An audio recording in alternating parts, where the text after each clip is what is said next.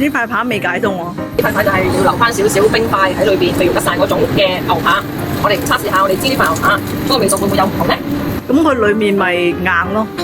好啦，跟住我哋咧就要去觀察下嗰塊牛扒側邊嗰個位置。如果嗰個熟咗嘅位置咧，佢會差唔多去中間嘅0.5 cm 啦嚇。哇，有排喎。係啊，所以都未反得住。係咩？但係啲人話牛扒其實煎1分鐘就得噶咯喎。但係呢一塊牛扒咧，相對嚟比其他牛扒係會厚1.5 mm 嘅。哦，所以咧咁犀利，換窿㗎。要我睇住嘅。有個豉油肉先，好啦，得啦，一反完就搞掂啦。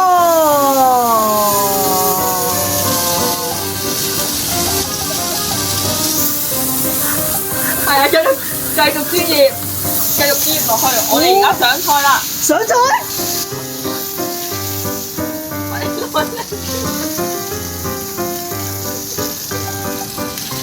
攞隻鐵過嚟。嚇？呢個冰咧就一下子溶解咗喺裏邊，啱啱好啦。裏面生唔生？哇！佢直情係生肉。好，我哋第2次 second try。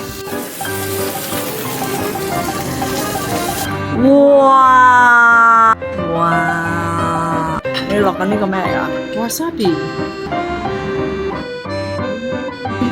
哇晒好味，點解你個樣咁尷尬嘅？我翻晒去先。即係嗰個熟度係 OK 嘅喎。係啊，好好噶。然後佢係嗰個肉度咧都 OK 嘅喎，即係你係啊，係溶晒咁樣。係啊。